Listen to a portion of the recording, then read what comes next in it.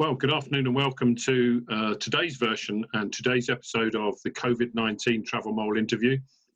And I'm triple delighted and I'm very, very keen. I was so keen that I got the day wrong. I actually came a day early to interview the belle of the ball from Philadelphia CVB, which is Julie Coco. Welcome, Julie. Thank you, Graham. Thank you. Good. Julie, Philadelphia, like lots of American cities and lots of tourism destinations over North America, have done pretty well, I would think, in the last 6, 7, 8, 9 years in terms of attracting tourism, both leisure and business travel. What do you put that down to, in specifically about Philadelphia? So, excellent question, and you're absolutely right. If I put our current state of affairs aside and just talk about, how we were and our trajectory prior to COVID-19, there's a number of global events that we held here in Philadelphia that really gave us global attention. So we can start with, World Meeting of Families, and then certainly shift over to the Democratic National Convention, and then we'll head over to sports with the NFL Draft, and then the Eagles winning the Super Bowl. And so all of those events really do have a national visibility. And so certainly those things gave us, organic attention.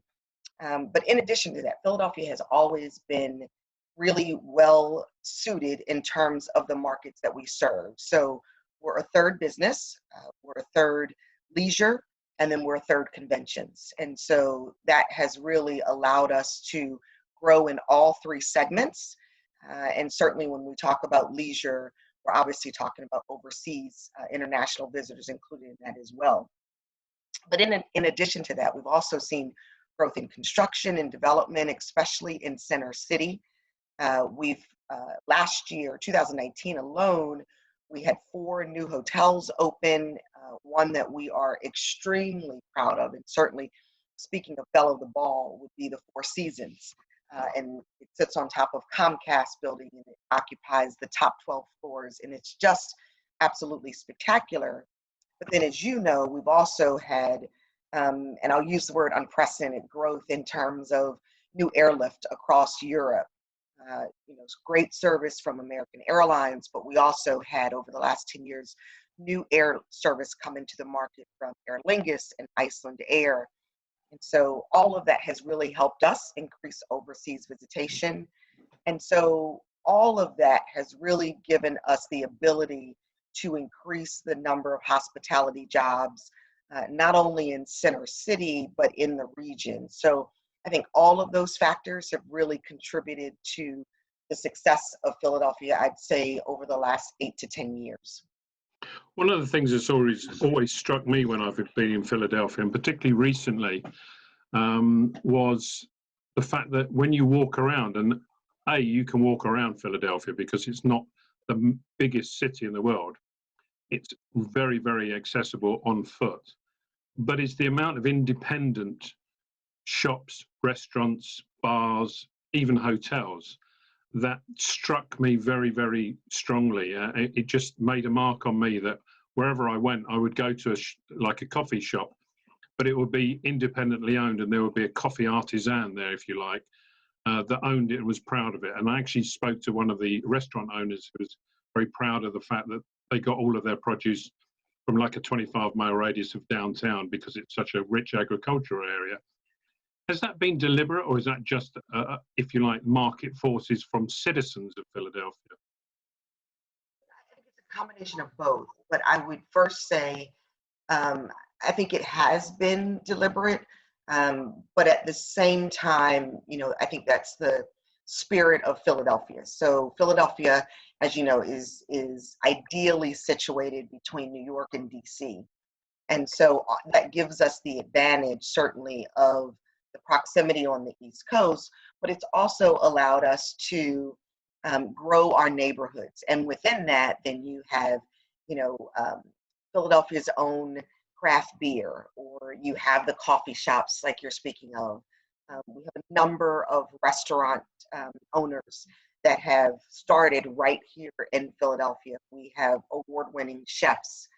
And I also think, too, from as you said, a walkability city. So Philadelphia is the sixth largest city in the US, but it has that hometown feel. And so as a result, for travelers, especially that are coming from overseas, you get to experience the true Philadelphia.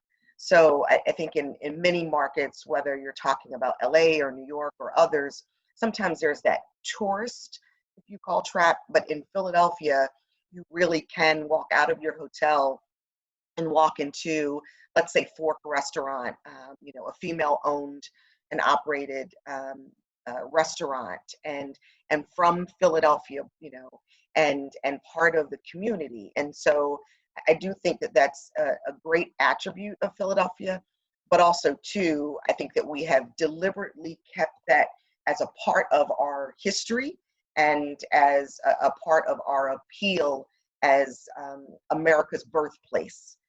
So yeah, I think it's a combination of both, but it definitely makes it very special. And actually, personally, I just moved into the city back in September, and discovering the numerous, just wonderful small coffee shops and getting to know the owners and really their inspiration for why they opened businesses in Philadelphia, but more importantly, why people stay in Philadelphia. So they're born and raised, or students, are educated here through our system and open up, their businesses right here in Philadelphia. I think is a unique quality in our U.S. city.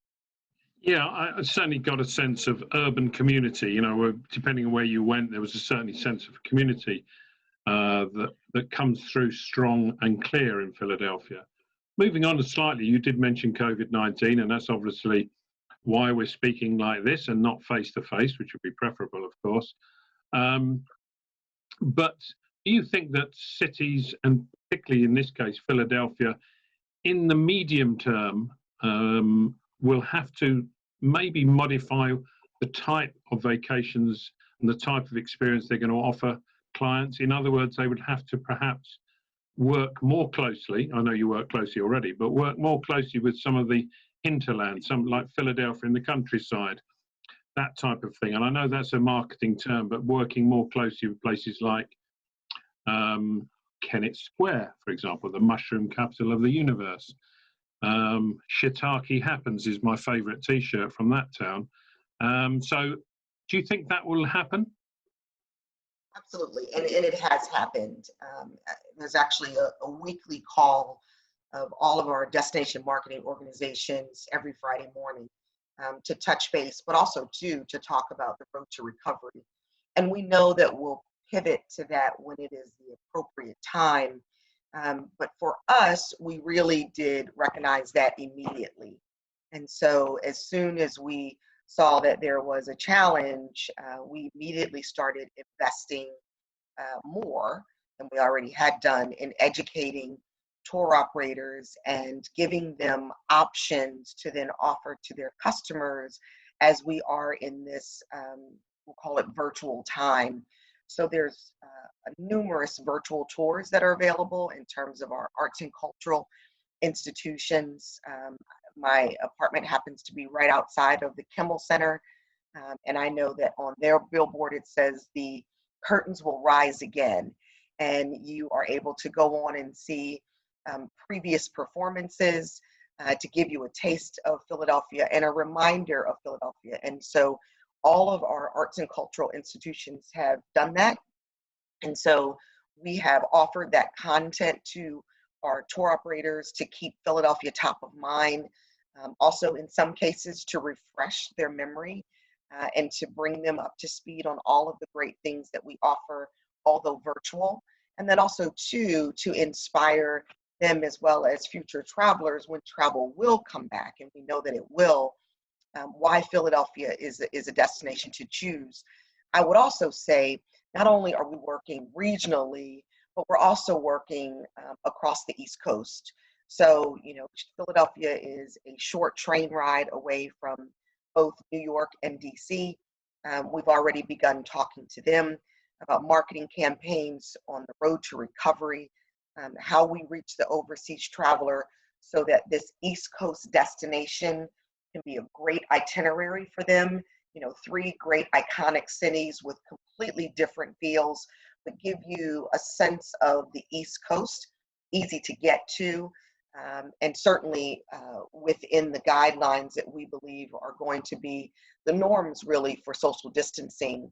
But we're also, as we look at online experience, we also know that we need to communicate not only to our overseas travelers, but also to our conventions meetings attendees, what Philadelphia is doing to make sure that we're meeting the health and safety standards. And obviously we're in a life sciences hub, and so we've taken advantage of the surrounding community and the expertise that we have right here between Pennsylvania, Delaware, and New Jersey to make sure that as we open up our city doors again, that we're doing it, one, in a deliberate way and very strategic, but also two, meeting what we know are going to be concerns of travelers. They're going to want to know that Philadelphia is safe, and we have clean and safety standards in place. And so that's certainly something that we are spending a lot of time on, not only as a city, but also as a region, and then certainly eventually partnering with the other East Coast destinations. Very interesting, because I was the recipient of some research yesterday, which suggested that if you look at people that potentially are going to start traveling internationally in the early part of next year, or even late this year if they can, but it's probably more likely next year, I think now, that safety is a key feature, and that's, you know, easily the top thing. You know, if you can give assurances, and even give the impression alongside the assurances that if I visit your destination I'm going to be safe, then that's a huge step in the right direction in starting tourism up again. But in addition to that research, the good news was that it showed that everybody is starting to think about, not everybody, but most people are starting to think about holidays. And that the biggest thing that people are saving money for, or going to spend money on once this is all over, are vacations, are holidays. And particularly in the baby boomer market, which was surprised me. I thought it might be the younger market that would be busting their gut to get out.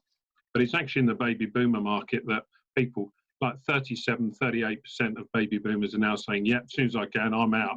I'm out of here. I'm on a trip. So I think that probably lends itself to an East Coast alliance of DC, Philly, and New York, with all the things you have to offer. Is there anything that, do you think that people will become more appreciative of travel? I do, and as you were talking, that's exactly what I was thinking is, you know, certainly there are some benefits. I think anytime there's a crisis like this, we have to look at what we can learn from it, and also to not take for granted the freedoms that we all enjoy. And that's, you know, across the globe. Having the ability to travel, and not just from a financial means, but just, you know, the freedoms to travel, and having gone through this and still in it, I do think that we will be greater appreciative of cultures, and just the ability to plan a trip and visit new and exciting destinations. I think will be paramount and top of mind for everyone. And I agree with you. I think the East Coast lends itself definitely to that. And I think it will be important. I agree. It will be important to instill confidence back in the traveler. And it's just not something that we can gloss over. You know, we really do have to look at that customer journey from the time that they land to all of the touch points throughout their stay: restaurants, retail, hotels, arts and cultural institutions. We really do have to make sure that they're confident in that. And so, you know, that's not something that you can take lightly. But yeah, I definitely think we all are going to appreciate just being able to get out and walk, but having the ability to travel when we want to. And what role do you think that Brand USA will play in this from a national perspective? Because at the moment, you would think that the image, both of the UK and of the USA, is not one of safety currently. It may improve, and one would hope very, very quickly. But what role do you think Brand USA have got in that, in terms of giving a message that it's safe to go to the USA? So Brand USA currently is, like all of us, have put into place an encouraging and stay safe stay in place and stay safe message. So ours, for example, we've turned the mark PHL into perseverance, hope, and love. And that is, that was intentional. And that's kind of our resting space, if you will. And so Brand USA has taken that approach right now as well. But they too are ready to ramp up in terms of a road to recovery and remind travelers of all of the inspirational destinations, including Philadelphia here in the United States. But they too are going to partner with US Travel and also destination marketing organizations like us. And we are looking to create a holistic approach in terms of safety and the cleaning and standards that we are going to have to create in all of our destinations. Several of the major hotel chains have already come out with standards. Hyatt's information came out yesterday. Marriott has put out information, and certainly others will follow, as well as our international airport. Shelley Cameron, who's the president, is already working very closely with her team to put together standards. And certainly, as you know, the airlines, American Airlines, British Airways, have all come out with videos of what they're doing in the meantime to inspire short-term travel in terms of how they're handling social distancing, and then of course permanent changes that they're going to do. So I think really as a united travel industry, and certainly Brand USA for us is at the forefront of that, being our US marketing destination. We'll work with all of the partners and the aspects of travel to then create that confidence marketing campaign to the overseas traveler to say it is safe to come and you should come. Good. Well, Julie, it's been a delight to talk to you. I wish you the very, very best of luck in your endeavours at Philadelphia and making sure that everybody does feel safe, and that sooner rather than later we'll be able to go to Reading Market and have a burger and have a beer. That sounds awesome. We were sometimes with my friends we'll do when the stay in place is over, what is the first place that you're going to? And I would have to say a burger and a cheesesteak would be wonderful. It would indeed. A cheesesteak, yeah. Philly, yeah, of course, cheesesteak. I should have sussed that, but marvelous. Well, if hope to see you, if not in London in November, then definitely IPW in Vegas next year. Absolutely. Stay safe, Graham. Thank you so much. Thank you. Bye-bye. Bye-bye.